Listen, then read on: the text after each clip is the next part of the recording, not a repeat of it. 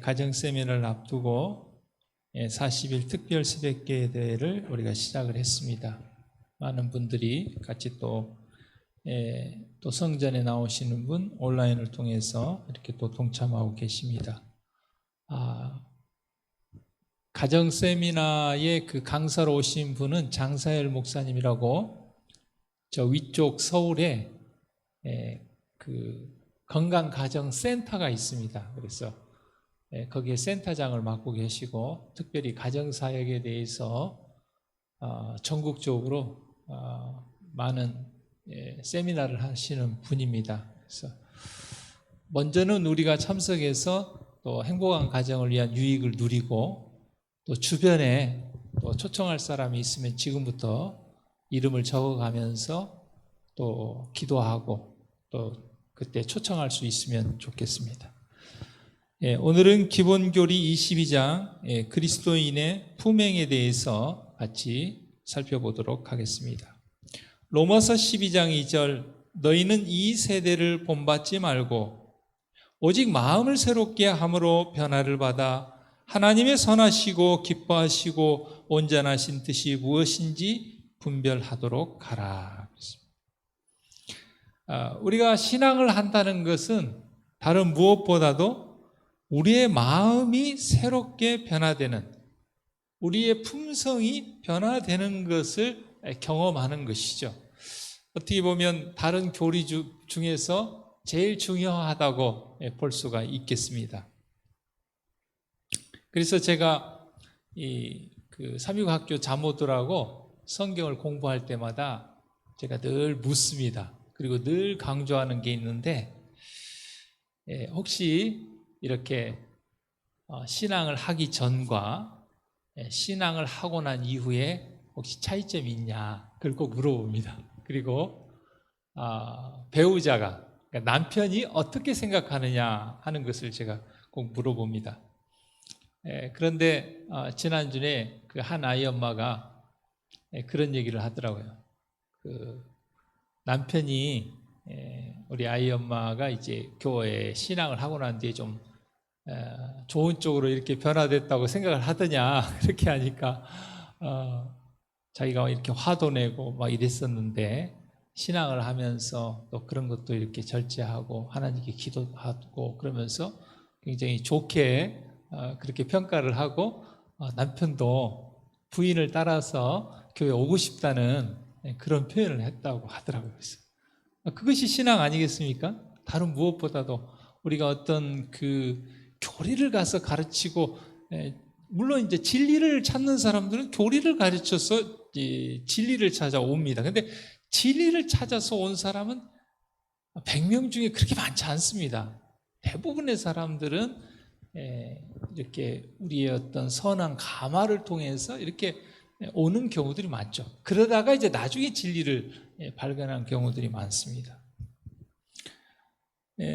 그래서 물론 우리가 꽤 오랫동안 신앙을 하면서도 우리의 품성이 잘 변화되지 않는 것에 대해서 우리가 마음으로 자책할 때가 참 많습니다. 또 낭망할 때도 많고, 그러나 하여튼 작년보다는 올해가 좀 낫고, 어제보다는 오늘이 좀 낫고, 오늘보다는 좀 내일이 나아진다는 그런 희망과 소망이 있다면 괜찮다고 생각이 듭니다. 그래서 누군가 뭐 다른 사람하고 비교하고 그럴 거 없이 어찌됐건 내가 조금씩 변화하고 있다, 나의 믿음이 조금씩 성장하고 있다 하면 희망이 있는 것입니다. 그래서 살아있는 것은 자라게 돼 있어요. 그렇지 않습니까? 죽으면 자라지 않습니다. 모든 생물이 그렇지 않습니까? 그래서 우리가 조금이라도 나아지고 변화된다면 그것은 희망이 있는 것입니다. 우리의 이 품행과 품성에 대해서 얘기할 때에는 전인적인 것을 얘기합니다. 육체적, 정신적, 사회적, 영적 모든 부분의 품행을 얘기합니다. 고린도전서 6장 19절 말씀에 너희 몸은 너희가 하나님께로부터 받은 바 너희 가운데 계신 성령의 전인 줄 알지 못하느냐? 너희는 너희의 것이 아니라 그랬습니다. 우리의 몸은 하나님의 성령께서 거하시는 성전입니다. 그래서 어떻게 보면 이 건물 교회보다도 우리의 마음의 성전을 더 중요하게 얘기하죠. 그래서 이스라엘 백성들이 출애굽에서 광야 생활할 때 광야 교회다 그런 표현을 했습니다. 광야에 뭐 건물이 있었습니까?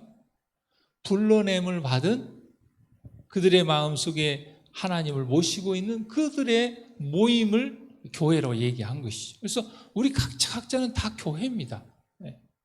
그래서 우리의 그 몸이 육체적으로나 영적으로나 모든 면에 정말 건강하기를 하나님께서는 바라시는 것이죠.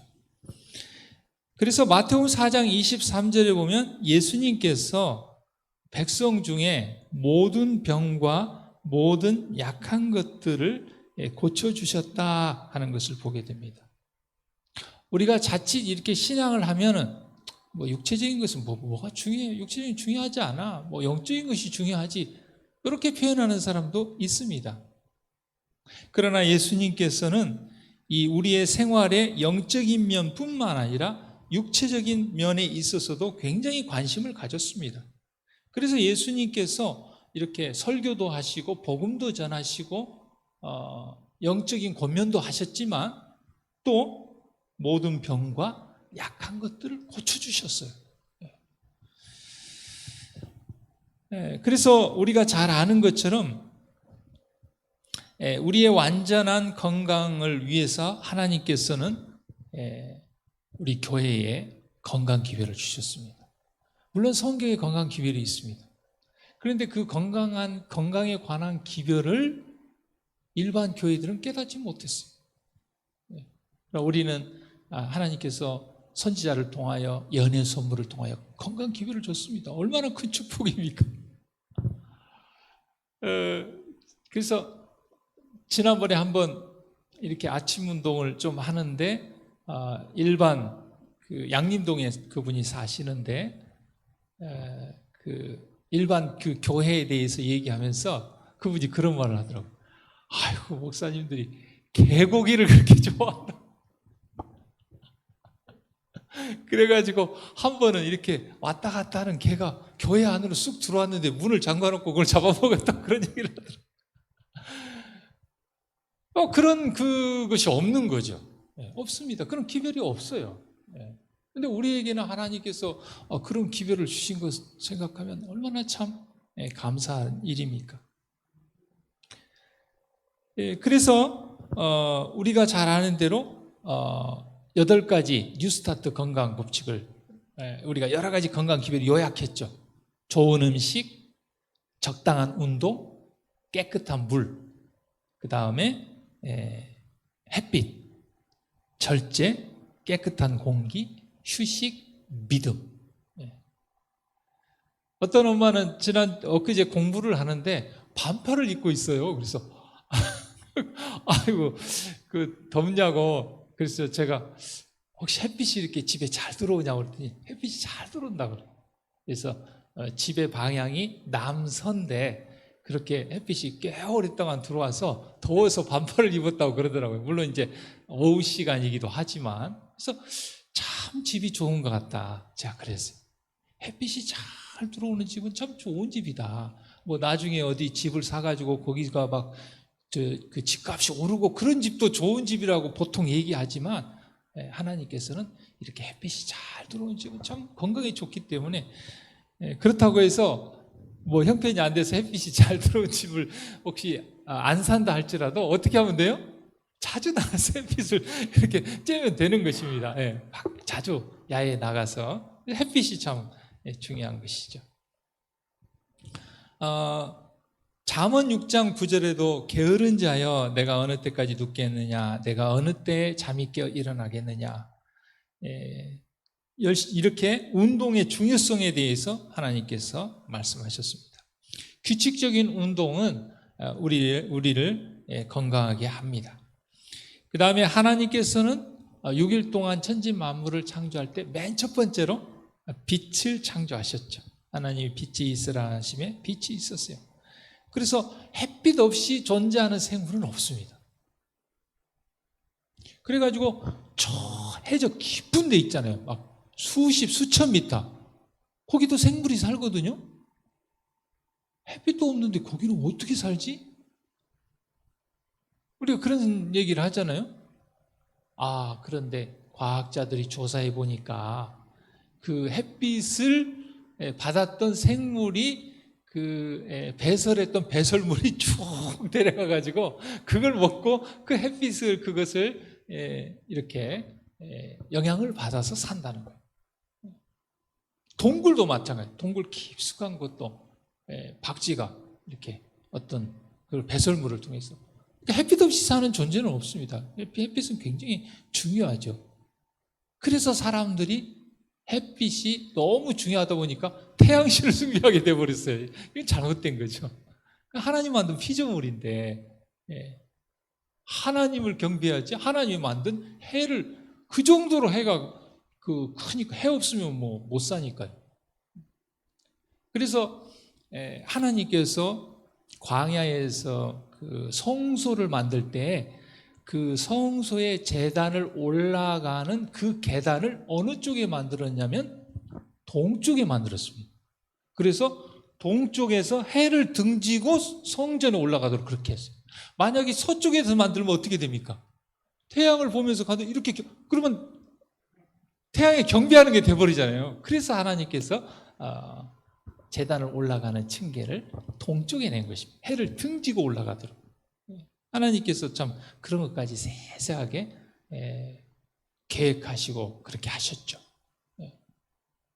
장차 많은 사람들이 태양을 숭배하고 결국은 태양을 숭배하는 사상이 교회에 들어와서 일요일 예배까지 가게 됐잖아요. 그 다음에 그 절제는 얼마나 중요합니까? 출애굽기 23, 13절에 살인하지 말라 그랬습니다. 그래서 우리의 그 육체를 해하는 술이나 담배나 마약 이런 것들을 우리의 몸 안에 들이는 것은 그것은 살인에 해당되는 것이죠. 그래서 제가 오늘 어떤 굉장히 그 인권 변호사에 대한 동영상을 이렇게 봤는데 43세에 돌아가셨더라고요. 근데 담배를 피신 것 같더라고요. 참 아까워요. 참 그 좋은 사람이 좀 건강하게 오래 살면서 좋은 일을 많이 해야 되는데 그러니 이 기별을 모르니까 좀 아깝죠. 참 아깝습니다. 그래서 하나님께서는 우리에게 담배나 술, 마약 이런 것들을 절제하도록 이렇게 말씀하셨고 그것은 살인하는 것에 해당된다. 꼭 다른 사람을 죽여야만 하는 살인이 아니고 내 몸을 해야 하는 것을 우리 몸에 넣는 것도 그것도 살인에 해당된다. 그렇게 말씀하셨습니다. 마가복음 6장 31절에 예수님께서는 너희는 따로 한적한 곳에 와서 잠깐 쉬어라. 휴식이 얼마나 중요합니까? 근데 오늘날 많은 사람들이 참 쉼이 없죠. 쉼이 없어요. 우리 학생들도 하루 종일 공부하고 일주일 내내 공부하고 하루에 몇 시간씩 자고. 제가 예전에 우리 교회 나오는 청년을 통해서 들었는데 자기 동생은 하루에 3시간씩 잠을 자면서 공부를 한다면 1년 내내 딱 한 번 명절에 한 번 좀 푹 자고 그래가지고 또 잠 안 자는 약을 먹고 그 다음에 또 그 부작용을 또 제거하는 약을 먹으면서 쉼이 없어요. 그래서 하나님께서 어떻게 하셨어요? 안식일을 우리에게 주신 것이죠. 그래서 안식일이라도 좀 쉬라. 예수님께서도 제자들이 정말 열심히 일을 했죠. 밥 먹을 시간도 없을 정도로. 물론 제자들이 하나님의 사업을 한 겁니다.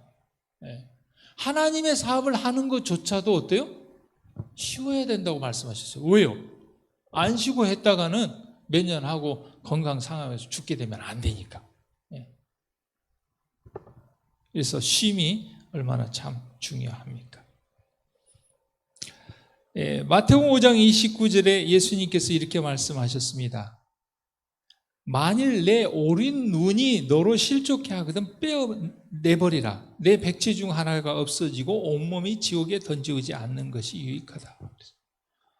여러분, 이 눈이 얼마나 중요합니까? 근데 이 눈을 빼본다는 건 이거 엄청난 일이죠.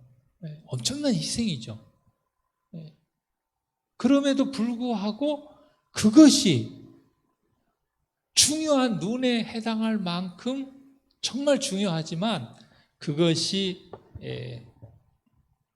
하나님의 품성과 건강에 방해가 된 것 같으면 그걸 과감히 버려라 그 말이에요. 그래서 백체 중에 하나를 잃어버리는 것이 차라리 온몸이 지옥에 던지오는 것, 구원을 잃어버리는 것보다는 낫다. 그렇게 예수님께서 말씀하셨죠. 우리가 직업 없이 살 수 없잖아요. 직장이 있어야 됩니다. 근데 그 직장 생활이 정말 우리의 구원을 방해하고 그런다면 어떻게 하라는 거예요? 바꾸라는 거예요. 다른 방법이 없다고 하면 그렇지 않습니까? 우리 이 기본글이 책자에 보면 영화, 텔레비전, 라디오, 비디오 같은 이런 매체들 이런 것들이 굉장히 유익한 점도 있지만 굉장히 또 해로운 것도 많다. 그래서 예전에는 저 청년 때도 그 집집마다 TV에 어느 집이 많았어요. 지금은 스마트폰으로 다 모든 것을 보지만 그래서 어떤 것이 정말 우리의 구원의 길을 막는다면 그것을 버리라 예수님께서 말씀하셨습니다. 우리가 잘 아는 것처럼 그 한 이야기가 있죠. 두 형제가 아주 우애가 있었는데 같이 가다가 금덩이가 있어요. 두 개가. 그래서 형 하나, 아우 하나 이렇게 나눠갖고 이렇게 이제 배를 타고 강물을 건너는데 형 마음에 무슨 생각이 드냐면 아이고 저 동생이 없었으면 금 두 개 다 내 건데 이런 생각이 드는 거예요. 동생도 아이고 형 없었으면은 내가 그거 두 개 다 차지한. 둘 다 그런 생각을 합니다. 금덩이를 만나기 전까지는 그냥 정말 형제간에 우애하고 그랬는데 그래가지고 형이 그러면 아우야 나에게 이런 생각이 들었다. 그러니까 아우도 아이고 형님 저도 그런 생각이 들었어요. 야 이거 금덩이가 귀한 거지만 이거 바다에 던져버리자. 아 형님 그러게요. 차라리 우리가 형제 우애를 잃어버리지 않는 것이 좋지 이 금덩이가 중요합니까? 그런 이야기가 있잖아요. 예수님이 그걸 말씀하신 거예요. 그것이 너무나 가치 있고 중요하고 좋은 것이지만 그것이 우리의 품성의 변화에 방해가 되고 그것이 구원의 길에 방해가 된다면 아무리 귀한 거라도 버려라. 그것 때문에 우리가 구원을 못 받아서야 되겠는가? 그렇게 예수님께서 말씀하셨습니다. 여러분 우리의 품성이 변화되기를 바라는 것은 예수님을 믿고 교회 다니는 우리 모두의 다 소망이죠. 그래서 우리가 바라봄으로 변화된다고 고린도후서 3장 18절에 주의 영광을 보매 예수 그리스도를 바라보매 저와 같은 형상으로 하여 영광으로 영광에 이르게 된다. 늘 예수님 삶, 예수님께서 어떤 마음을 가졌는가, 어떤 말씀들을 했는가 이런 것들을 성경을 통해서 특별히 시대의 소망, 예수님에 대해서 얼마나 참 잘 써놨습니까? 늘 시대의 소망의 말씀을 그래서 그 시대의 소망에 그런 말씀이 있죠. 하루에 1시간씩 예수 그리스도의 생애를 아주 깊이 묵상하면 우리는 예수님과 같은 품성으로 변화된다. 그 바라봄으로 변. 그래서 우리가 이제 그런 말 많이 하잖아요. 부부간에 닮는다고. 그럴 수밖에 없죠. 늘 자주 서로 보고 얘기하고 같은 음식을 먹고 같이 생활하니까 닮아갈 수밖에 없죠. 그렇지 않습니까? 빌립보서 4장 8절에 정말로 형제들아 무엇에든지 참되며 무엇이든지 경건하며 무엇에든지 오르며 무엇에든지 정결하며 무엇에든지 사랑할 만하며 무엇에든지 칭찬할 만하며 무슨 덕이 있든지 무슨 기림이 있든지 이것들을 생각하라.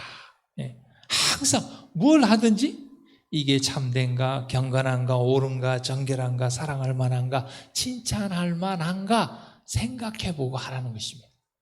아무 생각 없이 하지 말라 그 말이에요. 그냥 내가 좋으니까 그렇게 하지 말라는 것이죠. 또 로마서 13장 14절에 정욕을 위하여 육신의 일을 도모하지 말라. 특별히 도박 어떻습니까? 도박 중독에 빠지면 뭐 집도 팔고 마누라도 팔고 자식도 팔아버린다고. 심지어는 그냥 손을 자르고도 한다잖아요. 참. 물론 이제 뭐 재미로 이렇게 뭐 화투 같은 것도 치기도 하고 그럽니다만은. 근데 어떻게 보면 작은 것이 어때요? 이 술을 마시는 사람이 담배를 피고요. 담배를 피는 사람이 술을 마시고요. 또 술이나 담배를 하는 사람이 마약을 하게 되어 있어요. 이게 다 연관이 되어 있습니다. 그래서 뭐 그냥 재미로 하는데 하지만은 그것이 또 더 큰 도박으로 간다면 그것도 우리가 내려놔야 되겠죠. 우리가 잘 아는 대로 하나님께서는 창세기 1장 29절에 가장 우리에게 좋은 음식을 죄짓기 전에 주셨죠. 온 지면에 씨 맺는 모든 채소와 씨 가진 열매 맺는 모든 나무를 우리에게 식물로 주셨습니다. 과일, 곡류, 견과류, 채소, 채식위주의 식사가 우리에게 있어서 가장 최상의 우리의 음식이다 그렇게 말씀하셨습니다. 그러나 이제 노아 홍수를 만나면서 어떻습니까? 이제 채식 위주로 할 수 없기 때문에 육식을 허락하셨죠. 그런데 그 노아 홍수 때에도 이미 동물 중에 정결한 것과 부정한 것을 구별을 하셨어요. 그래서 정결한 것은 7쌍, 부정한 것은 2쌍. 왜 정결한 짐승이 더 많죠? 그 제사도 지내야 되고 또 그 다음에 농사 지을 때까지 또 먹어야 되니까. 그래서 정결한 것을 더 많이 그 방주에 태웠죠. 부정한 것은요? 부정한 것들은 그것은 죄진 이후에 청소부로 하나님께서 그걸 허락하셨죠. 그래서 뭐 그 어류든지 뭐 동물이든지 대개 하나님께서 우리에게 먹지 말라 하는 것들은 죽은 시체나 썩은 것들을 먹어서 청소하도록 그렇게 한 것이죠. 그래서 바닷가에서 뭐 깡그리 뭐 뭔가 해가지고 그냥 바닥까지 쫙 파가지고 막 쬐끄만한 막 꼬막까지 다 캐버리면은요 바다가 재생이 안 돼버려요. 그런 것들을 살려놔야 이게 바다가 오염됐다가도 이렇게 재생이 되는데 그 어부들이 그런 얘기를 하더라고요. 레위기 10장 25절에 너희는 짐승의 정하고 부정함과 새의 정하고 부정함을 구별하고 내가 너희를 위하여 부정한 것으로 구별한 짐승이나 새나 땅에 기는 곤충으로 인하 너희 몸을 더럽히지 말라. 우리가 이러한 것들을 구별하고 안식일을 구별하고 먹을 것을 구별하고 그런 구별의 삶을 통해서 하나님께서도 우리를 구원받을 백성과 구원받지 못할 백성으로 구별하는 것이에요.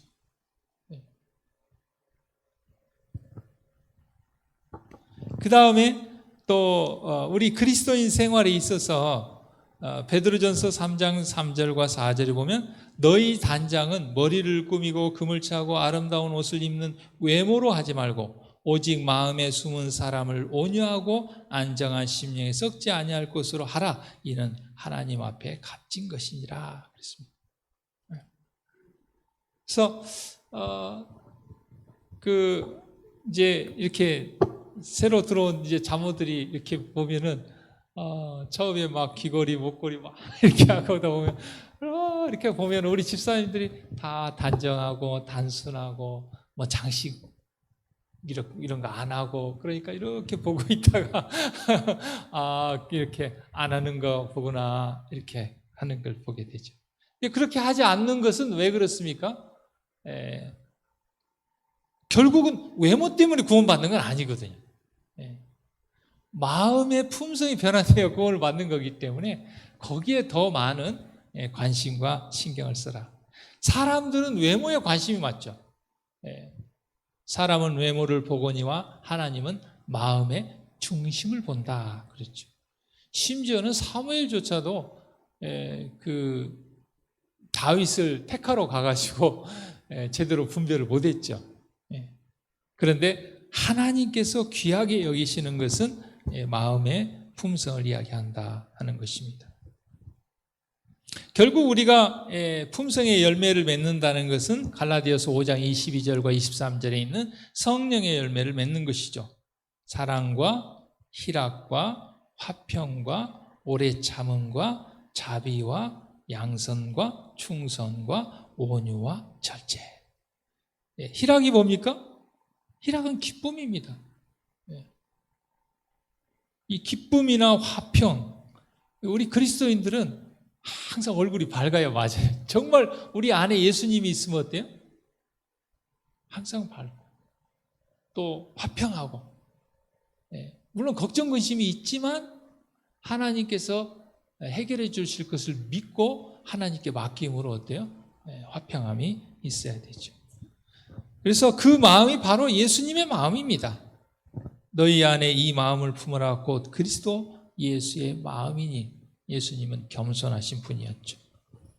또 시편 63편 3절과 5절에 보면 하나님을 찬양하라고 그랬습니다. 그래서 물론 우리가 노래를 통해서도 찬양을 하지만 우리의 삶을 통해서 또 하나님을 찬양하는 것입니다.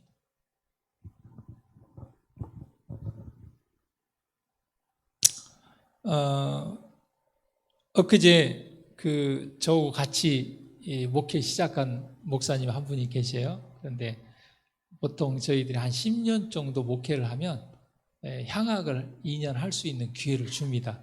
그래서 저도 이제 10년 전에 향학을 했는데 그 목사님 어떻게 하다 보니까 그 기회를 놓쳤어요. 그래서 향학을 못하고 나이가 이제 넘어가다 보니까 나이가 뭐 50이 넘어가면 향학을 못하게 합니다. 그 대신 안식년을 줘요. 그래서 1년 안식년을 줘가지고 엊그제 와서 이제 이렇게 저렇게 얘기를 하는데, 그 화순에서 목회할 때 우리 김인기 장로님 아버지 어머니가 화순교회를 다니셨나 봐요. 아까 얘기해 보니까 한 7년을 이렇게 다녔다고 그러는데, 그 자녀들이 1년에 2번씩 아버지 생신, 어머니 생신 때마다 자녀들이 다 모여가지고 음식을 다 장만해 와서 그렇게 했다는 거예요. 그것이 그렇게 보기 좋더라는. 그리고 다른 교인한테도 굉장히 좋은 감화가 되고. 여러분, 우리가 하나님을 찬양한다는 것은 노래를 통해서도 찬양을 하지만 정말 제일 큰 기쁨이 뭡니까?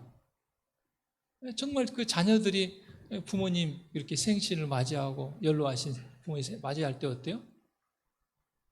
우리 어르신들이 최고의 기쁨이 뭡니까? 제가 보면은 우리 김사선 집사님, 강양희 집사님 이런 분들도 다 뭐예요? 안식일에 교회 나오는 게 최고의 기쁨인 것 같아요. 제가 보니까 저희 어머니도 그 전에 교회를 안 다닐 때 보는데 지금은 딱 제가 이제 이렇게 딱 보면은 이제 카드로 이렇게 표를 끊으시라고 그러면 딱 그러다 보면 이게 탁탁 떠요. 그럼 오늘 교회 다녀오셨구나 이렇게 알게 되거든요. 그런데 교회 다닌 지 얼마 안 돼서 맞아 어머니 생신이 왔어. 제가 그래서 뭐 직접 갈 수는 없지만 뭐 가면 더 좋겠지만 이제 침례 받으실 때는 휴가를 해서라도 가려고 생각하고 있는데 떡과 과일을 이렇게 내는데 그렇게 기쁘고 좋더라고요. 우리 어머니, 그러니까 어머니도 좋아하시고 또 그걸 통해서 교인들도 좋아하고. 여러분, 우리의 삶을 통하여 우리가 하나님을 찬양하는 것입니다. 그리고 여기 에베소서 5장 10절에 주께 기쁘게 할 것이 무엇이 있을까? 오늘 하루의 삶에 있어서 하루를 시작할 때 하나님, 오늘 저는 하루를 살면서 무엇을 통해서 주를 기쁘게 할까요? 이렇게 한번 생각하고 기도하면 좋겠어요. 그리고 하루를 마감했을 때 나는 오늘 하루 어떤 일을 통해서 주님을 기쁘게 한 것이 있는가? 이렇게 생각해 보면 참 좋을 것 같아요. 고린도후서 5장 15절에 다시는 저희 자신을 위하여 살지 않고 오직 저희를 대신하여 죽었다가 다시 사신 자를 위하여 살게 하려 함이라. 이제 우리가 예수 그리스도를 믿고 난 이후의 삶은 나만을 위한 삶이 아니고 어때요? 어떻게 하면은 나를 위하여서 죽으신 예수 그리스도를 위하여 살까? 또 고린도전서 10장 31절에 그런즉 너희가 먹든지 마시든지 무엇을 하든지 다 하나님의 영광을 위하여 하라. 그래서 참 어떤 집사님들은 어머니 아버지 또 생신이라고 이렇게 또 용돈 주면 또 그거 가지고 교회에 어떤 필요한 것이 없나 또 그렇게 하시기도 하고. 저는 목회자지만 제가 교회 안에서 우리 장로님 집사님들의 그런 좋은 모본을 이렇게 볼 때마다 감동을 받아요. 그리고 저도 마음이 새겨놔요. 나도 그런 기회가 되면은 우리 장로님 집사님이 한 것처럼 그렇게 해야겠다, 그런 생각이 들어요. 참 너무 좋은 모본인 것 같아요. 우리 또 한 집사님은 뭐 성지순례를 가야 되는데 정말 또 교회에 필요한 액정을 또 헌신하고 또 그렇게 했단 말도 제가 들었습니다. 참 좋은 마음인 것 같아요. 그냥 아무 생각 없이 그렇게 하지 않고 무엇을 하든지 하나님의 영광을 위하여 하는 마음이 중요한 것 같습니다. 또 고린도전서 10장 32절에 하나님의 교회에나 거치는 자가 되지 말라. 그리고 우리가 거치는 자가 되어서는 안 되겠습니다. 나 그 사람 때문에 나 교회 안, 그러면 안 될 거예요. 그 사람 때문에 나 교회 가고 싶어. 우리가 그런 모본을 보여야지 우리가 거치는 자가 되어서는 안 될 것 같습니다. 나도 구원을 못 받을 뿐만 아니라 다른 사람의 구원의 길까지 막아서는 안 되겠죠. 고린도전서 10장 33절 나와 같이 모든 일에 모든 사람을 기쁘게 하여 나의 유익을 굳지 아니하고 많은 사람의 유익을 구하여 저희로 구원을 얻게 하라. 우리 그리스도인의 행실에 있어서 가장 중요한 것, 예수님께서 우리에게 가장 중요하게 생각하는 것은 무엇입니까? 영원히 구원을 받는 것, 영원히 구원을 받는 것, 봉사하는 것입니다. 우리의 봉사를 통하여 영원히 구원을 받는 거예요. 저에게 있어서 목회에 가장 큰 보람이 있다면 영원히 구원받는 거예요. 정말 성경 말씀을 가르쳐가지고 그 영혼이 구원을 받는 것, 그것이 최고의, 아마 그게 뭐 목회자의 보람만이 아니고 우리 모두의 기쁨이고 보람이죠. 그 다음에는 뭐냐면은 영혼의 믿음이 성장하는 거예요. 그래서 제가 엊그제 월요일 날 어제 한 우리 자모와 공부하면서 그랬어요. 앞으로 많은 시간이 흐르고 10년이 흘러서도 그때 믿음이 자라가지고 교회 일꾼이 되어 있어서 나중에 만나면 반갑게 이렇게 만날 수 있으면 좋겠다. 그것이 얼마나 큰 소망이고 기쁨인지 모른다. 제가 그렇게 얘기를 했어요. 왜 이제 그 자모에게 그런 말을 했냐면, 이제 그 우리 박성주 장로님 반 자모들이 이렇게 지난번 열세 기억절도 외우고 그랬잖아요. 그래서 제가 이제 말씀의 향기 공부 마치고 이제 다니엘서 공부하고, 다니엘서 공부 마치면 이제 요한계시록 공부하거든요. 그런데 이제 공부하면서 그랬어요. 어찌됐건 좀 말씀을 가까이 하면 좋겠다.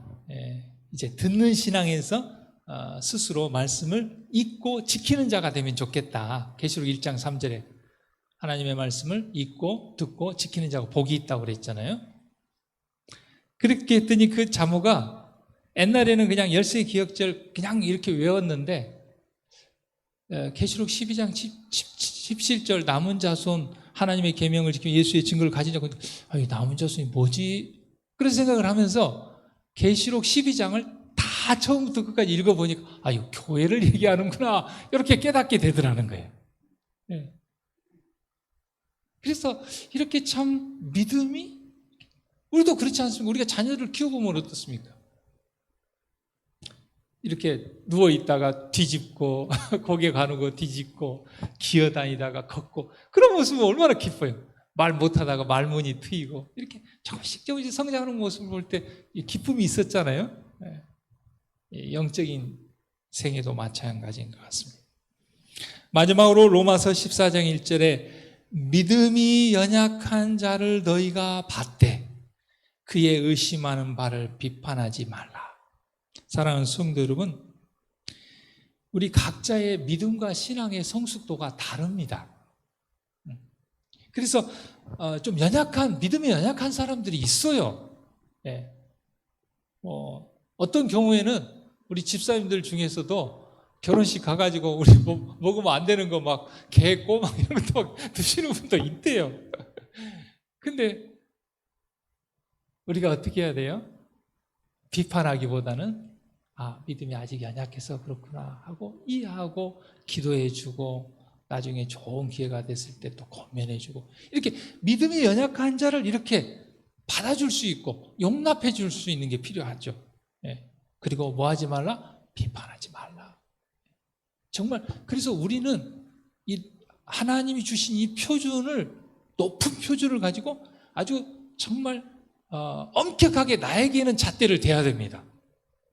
그러나 다른 사람에 대해서는 너무 그렇게 근데 우리 반대죠. 나한테는 너그럽고 다른 사람한테는 너무 그렇게 하지 말고 반대로 나에게는 엄격하게 하되 다른 사람에 대해서는 좀 용서하고 용납하고 이해하려고 하고 기도해주고 그래서 믿음이 연약한 자를 이렇게 정말 용납해주는 왜냐하면 각자의 믿음의 성숙도가 다르니까요. 근데 여러분 가만히 생각해 보세요. 우리들도 처음 신하고 그럴 때 그랬잖아요.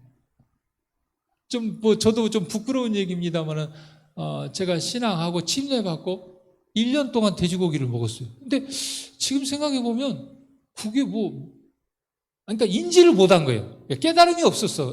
그러니까 그게 그렇죠. 그래서 이제 그렇게 이렇게 된 것이고 또 제가 이제 군대에 있을 때 이제 장교로 군대 생활을 했는데 그때 100만 원이나 받았는지 모르겠어요. 그렇게 많지는 않았는데 이제 지금 시간이 많이 지났으니까요.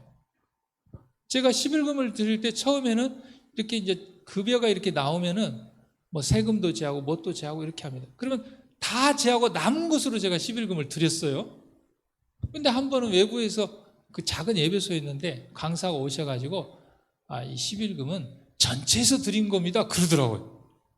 그 몰랐거든요. 그래서 그러는 거구나. 그렇게 해서 그렇게 드렸어요. 그러니까 우리의 이 믿음과 신앙의 성숙도가 달라요. 그리고 우리도 과거에 그런 말 하잖아요. 개구리가 올챙이적 시절을 모른다고. 우리도 올챙이적 시절이 있었습니다. 그렇고 지금도 우리가 또 완전하지 못하고 우리도 지금 여전히 성숙해 가고 있고요. 그러니까 항상 역지사지로 믿음이 연약한 자를 이해해주고 용서해주고 기도해주고 그런 저와 여러분이 되기를 간절히 바랍니다. 기도하겠습니다. 하늘에 계신 하나님, 그리스도의 품행에 관한 여러 가지들을